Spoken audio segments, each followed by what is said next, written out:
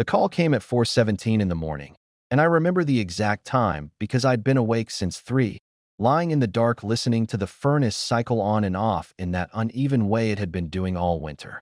My name is Daniel Mercer. I'm 44 years old, a structural engineer by trade, a man who spends his days calculating load tolerances and stress fractures, a man trained to find the invisible cracks before they become catastrophes. I was not trained for this. Claudia took the call in the hallway. I heard her voice drop from sleep-thick to something flat and distant, the way voices do when they're receiving news that requires processing before feeling. She came back into the bedroom and sat on the edge of the mattress with her back to me, her shoulders slightly forward, her hands folded in her lap. "Dad," she said, just the one word. Gerald Whitmore had been sick for 8 months, pancreatic cancer, the fast and unforgiving kind. So it wasn't a surprise in the clinical sense. But grief doesn't run on logic, and watching Claudia sit there in the gray pre-dawn light, her silhouette absolutely still, I felt something open in my chest that I couldn't immediately close. I loved that man. Difficult as he was, self-contained and stubborn in the way that men of his generation often were, Gerald had treated me with a kind of quiet respect that I'd come to rely on without realizing it. I got up and put my arms around my wife. She let me hold her for approximately 40 seconds. Then she said she needed to make some calls and left the room. I stood there in the dark for a long moment after she left. That detail seemed like nothing then.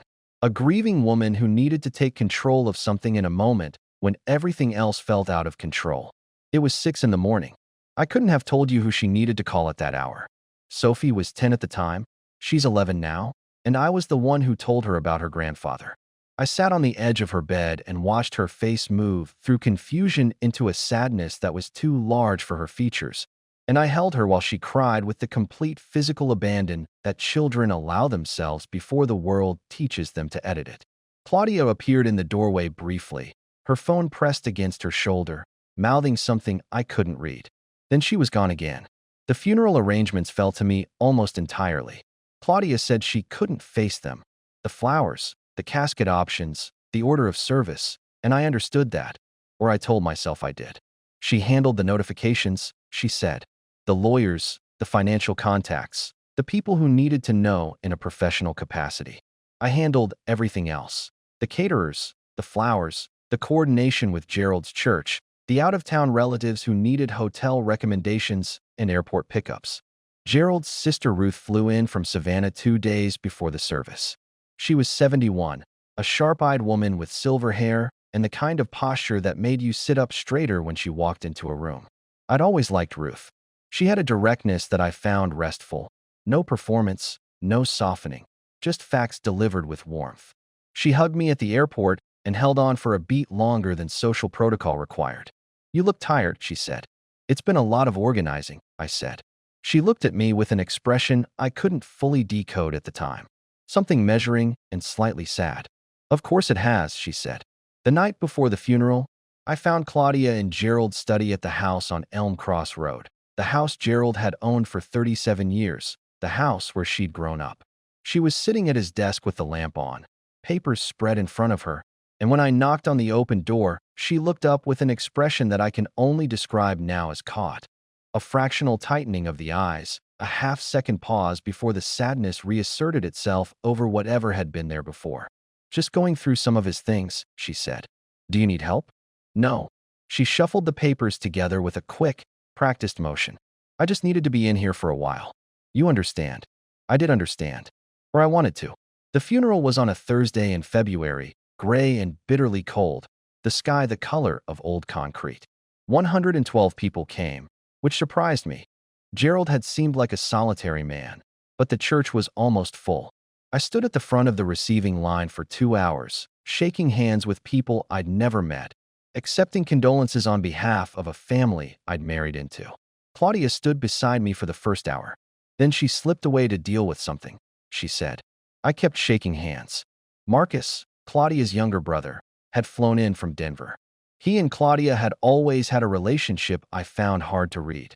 Close in the conspiratorial way of siblings who have shared something the outside world doesn't know about, their affection running beneath the surface rather than across it. At the reception, he was quieter than I expected, and twice I caught him watching Claudia with an expression that didn't quite match the occasion. Not grief. Something more like anxiety. I put it down to the weight of the day. Ruth found me near the end of the reception, when the room had thinned and the caterers were beginning to consolidate the remaining food. She pressed a glass of water into my hand and stood beside me for a moment, looking out at the depleted room. "Owen called me yesterday," she said. Owen Castellano was Gerald's estate lawyer. I'd spoken to him briefly at the funeral, a compact, quiet man in his 60s with careful eyes and a handshake that felt deliberate. "About the estate?"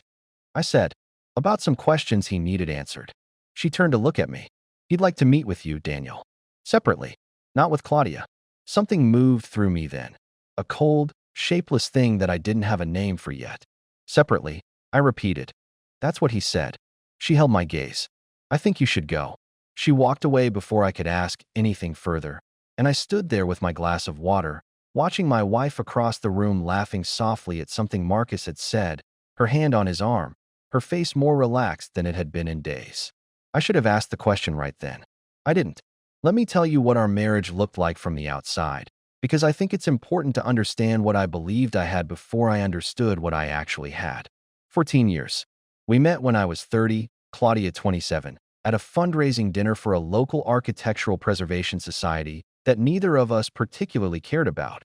We'd both been brought by other people and spent the main course quietly ridiculing the keynote speaker's tie and simultaneous whispers. That was Claudia at her best. Sharp, funny, irreverent in a way that felt like intimacy. She made you feel like you'd been let in on something. We were married within 18 months. Sophie came 4 years later. We built the kind of life that looks, from a reasonable distance, like exactly what it's supposed to look like. A 3-bedroom house on Calder Street with a good school district, 2 cars, dinners with friends on Saturday nights, arguments about thermostat settings, and whose turn it was to deal with the electrician.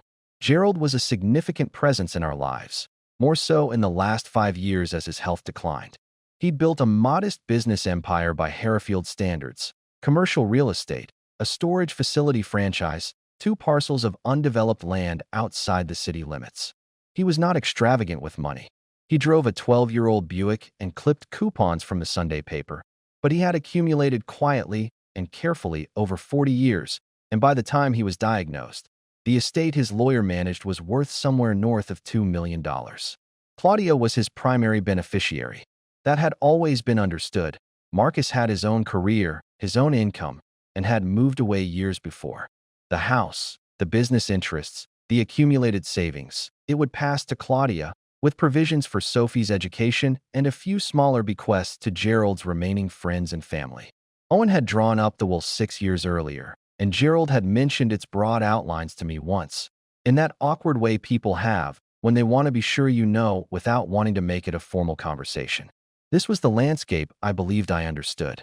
The first thing that strikes me now, looking back, and this is the kind of observation that only makes sense in retrospect, when the pattern has already revealed itself, is how thoroughly Claudia managed the geography of information in our household. Not through lies, exactly. Through architecture.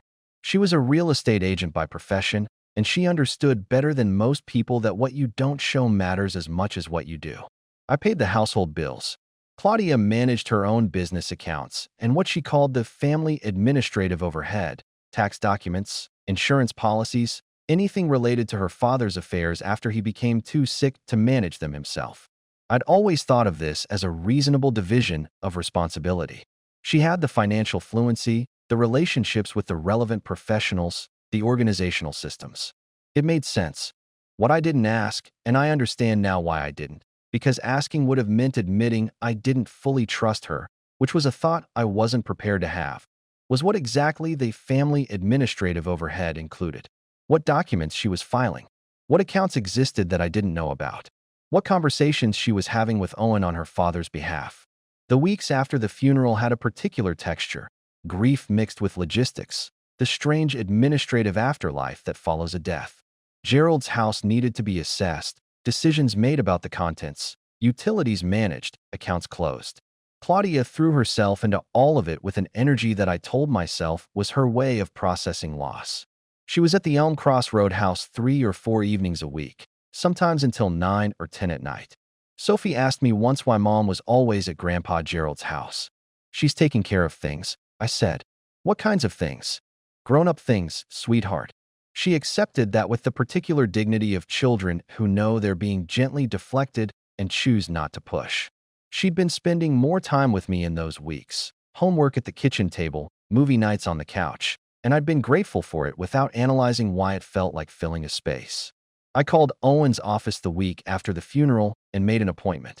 I didn't tell Claudia. I told myself this was because I didn't want to add to her stress during an already difficult time. That was partially true.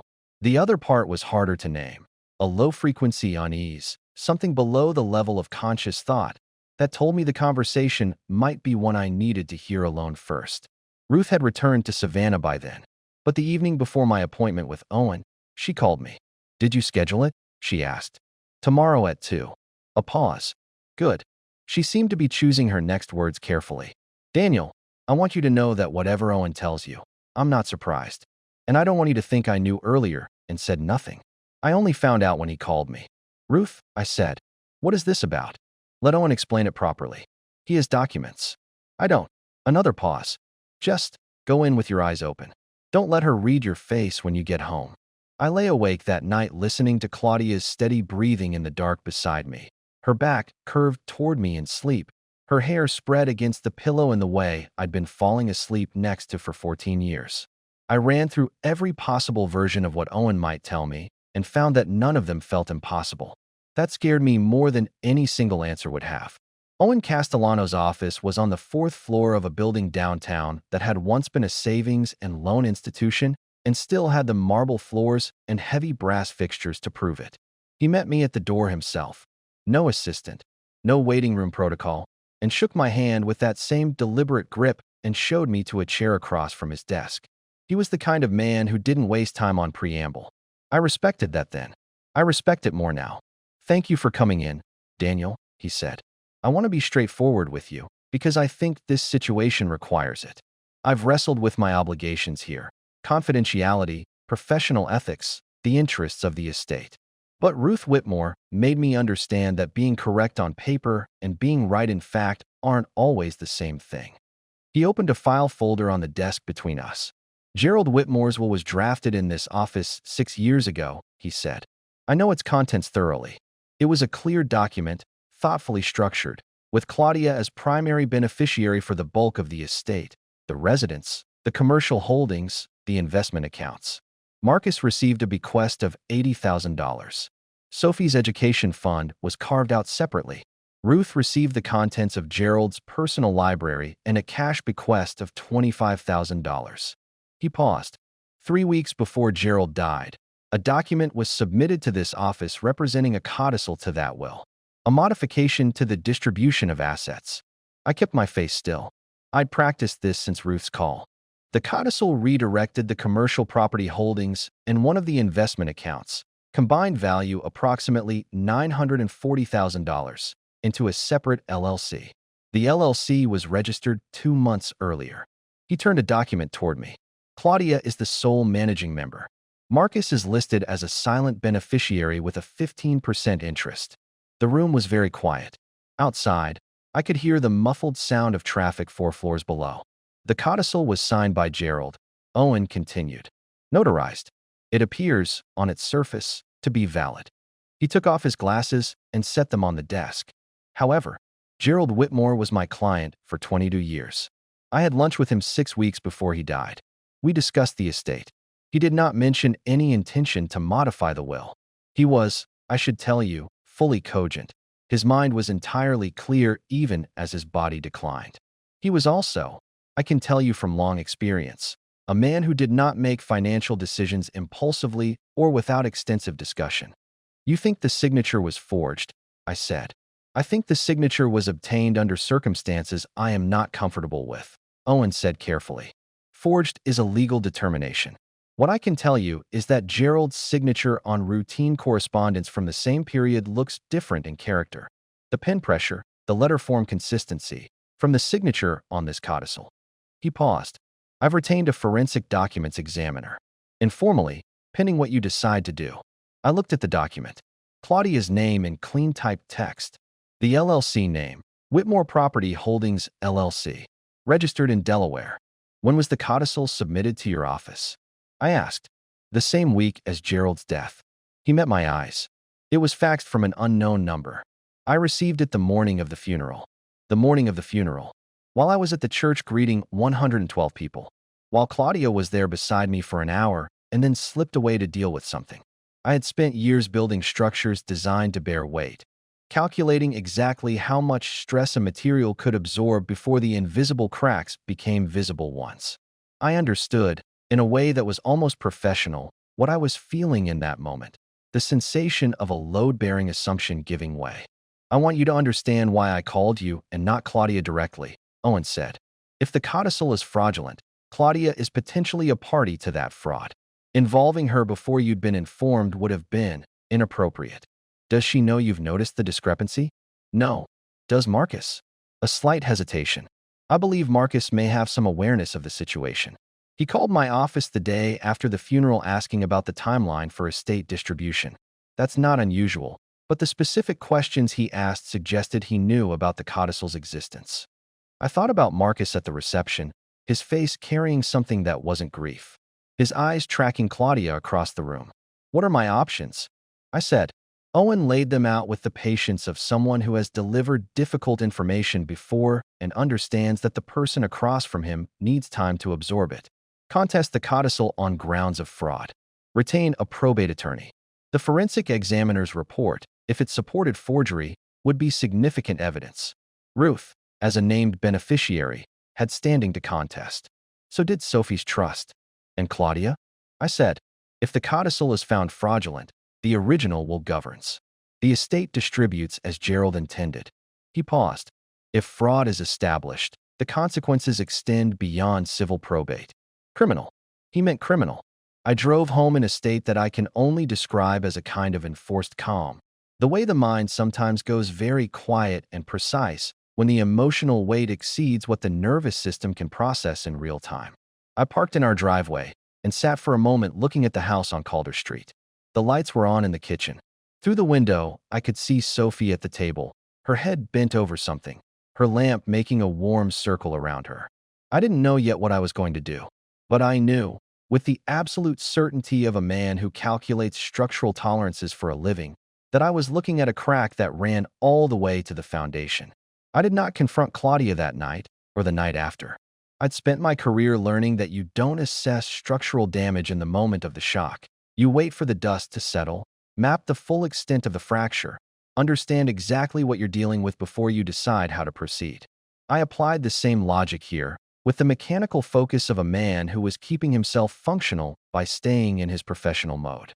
I hired a probate attorney named Catherine Sue, who came recommended by Owen.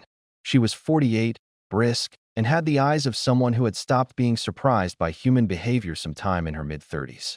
In our first meeting, she reviewed the documents Owen had compiled and asked me a series of questions that made clear she was mapping the situation with the same architectural precision I was. Was your wife ever alone with her father in the final weeks?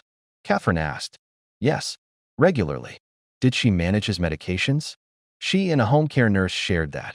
Was there ever a period when the nurse wasn't present? I thought back. Yes, Claudia arranged the nurse's schedule. Catherine made a note. And the notary on the codicil. Did you recognize the name? I hadn't thought to look. She slid the document across to me and pointed. The notary stamp belonged to a woman named Deanna Voss. I stared at the name for a moment. I don't know her, I said. She's a notary employed by a title company in Columbus, Catherine said.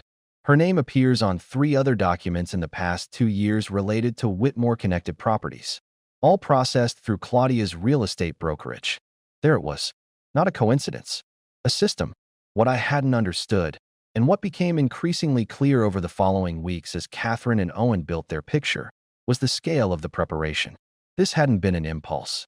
This had been constructed over time, perhaps since Gerald's diagnosis, perhaps before. The LLC had been registered in Delaware 8 weeks before Gerald died, during a period when Claudia had told me she was attending a real estate continuing education seminar in Columbus. I remembered her coming home tired. I remembered thinking she worked too hard. I had been so committed to the version of my wife I believed in that I had treated every piece of contradictory evidence as an anomaly to be explained rather than a data point to be incorporated. I started to look more carefully at our own finances. Claudia maintained our joint account and her own business account. I had always trusted this arrangement. I now requested statements from our joint account for the previous 2 years and spent 3 evenings going through them at the kitchen table after Sophie was in bed, my reading glasses on, a cup of cold coffee beside me. Most of it was unremarkable, ordinary household expenditure, the rhythm of a working family's financial life. But there were recurring transfers of between $2,000 and $4,000 to an account I didn't recognize, roughly monthly, going back 19 months. The destination account was labeled simply WPH Admin in Claudia's shorthand notation. Whitmore Property Holdings. She had been funding the LLC's operating costs through our joint account for nearly 2 years. I remember sitting very still at the kitchen table after I understood what I was looking at. The house was quiet, the furnace cycling, Sophie asleep, the neighbor's dog barking once and going silent. I thought about the morning of the funeral. I thought about Claudia and Gerald's study the night before, the papers spread across the desk, her face going briefly tight when I appeared in the doorway. I hadn't put it all together yet when I should have. And I recognized then something that I think is true in a way that goes beyond my own situation. The lies that hurt us most are rarely the ones we can't see. They're the ones we choose not to look at directly, because looking would require us to demolish something we've built our lives around. I called Ruth. "How much did you know?" I asked. "Not as much as I suspected," she said. "Gerald called me about 2 weeks before he died. He was confused about something. He said Claudia had brought him some papers to sign, said they were insurance documents for the house. He signed them because he trusted her. He asked me if I knew anything about it. I didn't. Did he ask Claudia about it? He tried. She told him it was routine." A pause. "He called me back the next day and said she'd explained it all and it was fine. But he sounded not convinced. He sounded like someone who wanted to believe an explanation more than he actually believed it." That phrase landed somewhere deep. A man who wanted to believe an explanation more than he actually believed it. I'd been that man myself for longer than I could now precisely calculate. Marcus called me the following Tuesday. I hadn't reached out to him. Catherine had advised me against direct contact. He called my cell phone at 11 in the morning while I was at my desk reviewing bridge inspection reports, and his voice when I answered had the careful, compressed quality of someone who had rehearsed what they were going to say. "Daniel, I think we should talk." "About what, Marcus?" A long pause. "About Claudia. About the estate." Another pause. "I didn't know everything. I want you to know that. She told me Dad had agreed to the restructuring, that he'd wanted to do it for tax reasons, that it was all legitimate. I believed her, but you know now that it wasn't." Yes." His voice broke slightly on that word. "Owen called me. He told me about the handwriting analysis. Daniel, I swear to you." "Marcus," I said quietly, "you're listed as a 15% beneficiary of the LLC." The silence that followed was the most honest thing he said in that entire conversation. I ended the call and sat for a moment with my hands flat on the desk. The reports in front of me, load calculations, material tolerances, the patient mathematics of structures under stress, seemed suddenly very clarifying. Every structure has a failure point. Every foundation has a crack that, once found, redefines everything built on top of it. I had found ours. I chose a Sunday evening, 3 weeks after my meeting with Owen. Sophie was at a sleepover at her friend Maya's house. I'd arranged that deliberately, not because I'd scripted the confrontation, but because whatever happened next, Sophie didn't need to be in the house for it. Claudia came home at 6 from the Elm Cross Road house, still in the coat she'd worn out, carrying a banker's box of Gerald's documents. She set the box on the hallway table and unwound her scarf, and I watched her from the kitchen doorway. This woman I had known for 16 years, and I tried to locate the version of her that had existed in my mind before Owen's office and the kitchen table and Ruth's late-night phone calls. I couldn't find her. In her place was someone who looked exactly the same but occupied entirely different coordinates. "Hey," she said, not looking up. "Did Sophie get off okay?" "She's fine," I said. "Come sit down, Claudia." Something in my tone reached her. She went still for a moment, then turned to look at me. Her expression did a complex thing. A fraction of wariness smoothed immediately into a question. "What's wrong?" "Sit down." We sat across from each other at the kitchen table, the same table where I'd spent those evenings going through the bank statements, the same lamp making the same circle of light. I had the folder Catherine had prepared on the table between us. I didn't open it immediately. I want to give you the opportunity to tell me yourself, I said. About Whitmore Property Holdings. About the codicil. She held my gaze for what felt like a very long time. I watched the calculations move behind her eyes, what I knew, what I could prove, what her options were, with a kind of sick clarity. This was a woman I had watched negotiate real estate contracts for 14 years.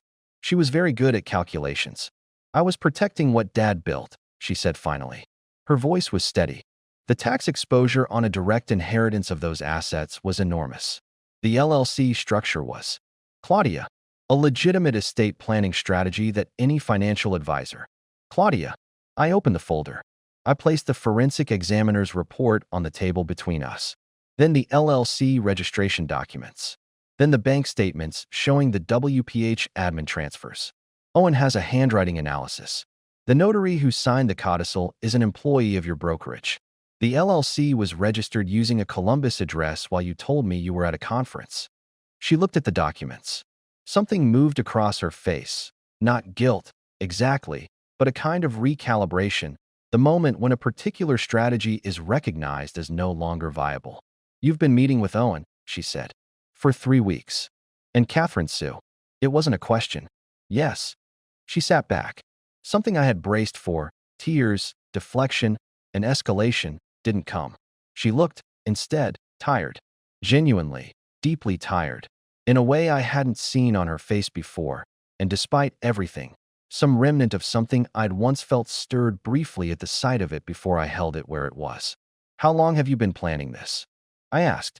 My voice was quieter than I'd expected it to be. Since the diagnosis, she said. Since the day the oncologist said 8 to 12 months. She looked at the table. Marcus needed the money. He's been underwater for 2 years. Debt he didn't tell any of us about. I wasn't going to let Dad's estate get eaten by taxes and leave Marcus with nothing when there was a way. Your father didn't agree to it. A silence. He signed the documents. He signed what you told him were insurance papers, I said. Ruth told me. He called her confused. He was ill. He got confused. He was cogent. Owen had lunch with him 6 weeks before he died. You obtained his signature under false pretenses, Claudia. That's fraud. The words sat between us in the quiet kitchen. Outside, a car passed. The furnace clicked on. I know what it is, she said, very quietly. Then tell me why. She looked up at me then, and what I saw in her face was something that I still think about. Not remorse, exactly, and not defiance, but something that looked almost like grief. As though she had lost something too, in the construction of all of this, and was only now sitting in the wreckage of it. Because I thought I could manage it, she said.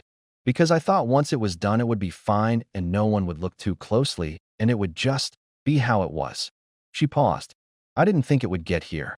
Where did you think it would get? She didn't answer. The confrontation I'd braced for never materialized. There was no shouting, no theatrical deflection, no performance of innocence. There was just the kitchen table and the documents and the lamp and my wife looking at me with her hands folded in front of her, and the long understanding settling over both of us that we had arrived somewhere that had no return route. Catherine is filing a petition to contest the codicil next week, I said. As Sophie's trustee, Ruth has agreed to join as a co-petitioner. I know. She met my eyes. Owen already told me. Today. I hadn't known that. For a moment, I felt a flash of something. Wrong-footed, the ground shifting again, and then I understood. Owen had told her that morning, and she had come home anyway, to this table, because there was nowhere left to go. I'm going to need you to move out, I said. This week. She nodded once.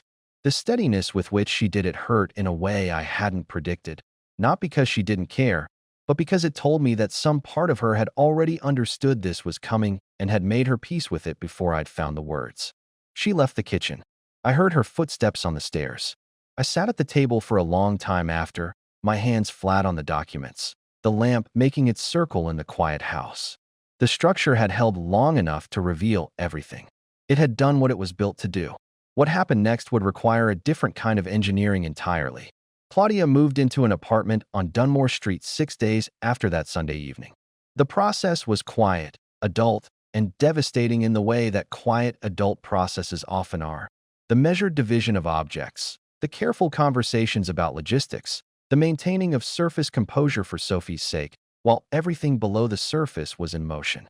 Sophie knew something was wrong long before we told her. Children always do. She'd been watching our faces for weeks with that particular vigilance of children in uncertain households, reading micro-expressions with an accuracy that adults underestimate, assembling a picture they don't yet have words for. When we sat down together to tell her that Claudia was moving to another place for a while, Sophie's face cycled through several things rapidly before settling into a careful stillness. "Is it because of Grandpa Gerald's house?" she asked. Claudia and I looked at each other. "Sort of," I said. Sophie nodded slowly. "I thought it was something like that," she said. She went to her room after that and closed the door softly, and I stood in the hallway listening to the silence on the other side of it and understood, with the particular clarity of moments you don't seek out, that children absorb far more than we think and carry it far more quietly than they should have to. The legal proceedings moved more slowly than I'd hoped and faster than I feared. Catherine was precise and thorough. The forensic examiner's report came back 4 weeks after I'd retained her. The signature on the codicil showed what the examiner described, in the careful language of expert testimony, as significant inconsistencies with known exemplars suggesting high probability of external manipulation. Not forgery as a casual word. Forgery as a clinical determination. The codicil was contested. The LLC became the subject of a civil action. Marcus, to his credit, or perhaps to his terror, retained his own attorney and provided a statement acknowledging that Claudia had told him the restructuring was legitimate and fully consensual, that he had believed her, and that he was prepared to cooperate with the court's process. It was an absolution, but it was something. Gerald's estate, the real one, the one he had actually intended, was distributed according to the original will. The house on Elm Cross Road sold for just under $400,000. Sophie's education trust was intact. Ruth received her books and her bequest. The money Claudia had moved through our joint account toward the LLC was the subject of a separate proceeding. I don't know what the final outcome will be for Claudia on the criminal side. Catherine has managed my expectations carefully. These cases are complicated. Intent is hard to prove. The wheels of the probate court grind with geological patience. There may be consequences that look like justice, and there may not. I've made some peace with not controlling that part. What I've had to learn to control instead is the story I tell myself about the 14 years before that Sunday in February. Claudia came to the house on Calder Street one Saturday morning about 3 months after she moved out. I'd heard from Catherine that her attorney was planning some kind of approach, an exploration of whether a mediated resolution to the civil proceedings might be possible, or whether I'd consider something different than full legal escalation. I'd expected a letter or a call. Instead, she rang the doorbell. I opened the door. She was standing on the front step in the thin spring light, her coat open over a gray sweater, looking simultaneously exactly like herself and like someone I had never fully known. She looked composed in the way she always did when she was working hard to appear that way. "Can I come in?" she said. I considered her for a moment. Not with cruelty. I want to be accurate about this. With honest assessment. The same assessment I'd applied to documents and structures and the forensic geometry of load-bearing walls. "No," I said. She absorbed that. Something moved across her face. Not surprise, but perhaps the final closing of a door she'd still been holding fractionally open in her mind. "Daniel, Sophie is doing all right," I said. "That's what matters to me. You can talk to her whenever you want. You know that." She held my gaze for a moment. Then she nodded. "I know," she said, quietly, without argument. I watched her walk back to her car. I stood in the doorway for a moment after she pulled away, the spring air carrying the faint smell of mud and new growth, the neighborhood Saturday morning quiet around me. Someone's lawnmower starting up 2 houses down, Sophie's music faintly audible from upstairs. I closed the door. I stood in the hallway for a moment with my hand on the door frame. In my work, there's a concept we return to constantly in structural assessment. The difference between a crack that's cosmetic and a crack that's foundational. A cosmetic crack you repair. A foundational crack means you have to understand the whole structure differently, what it can bear, what it can't, what it was actually built on.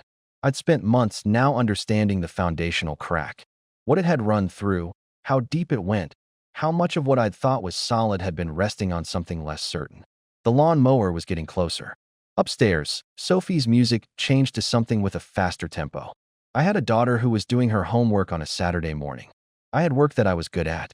I had Ruth's voice on the phone once a week, steady and honest from Savannah.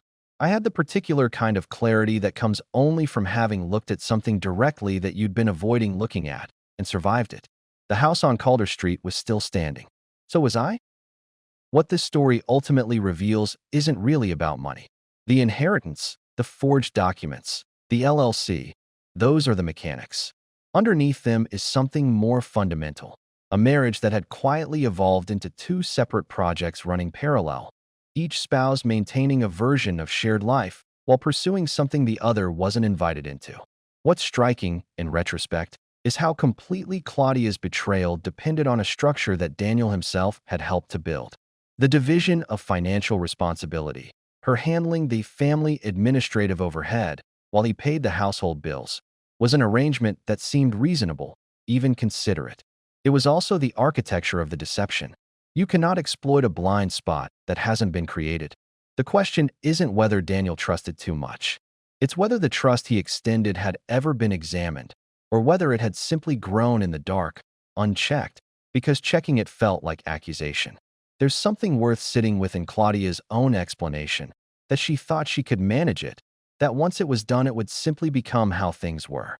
This is the psychology of rationalized transgression, the belief that consequences are a function of exposure rather than action, that the ethical weight of something is determined by whether anyone finds out.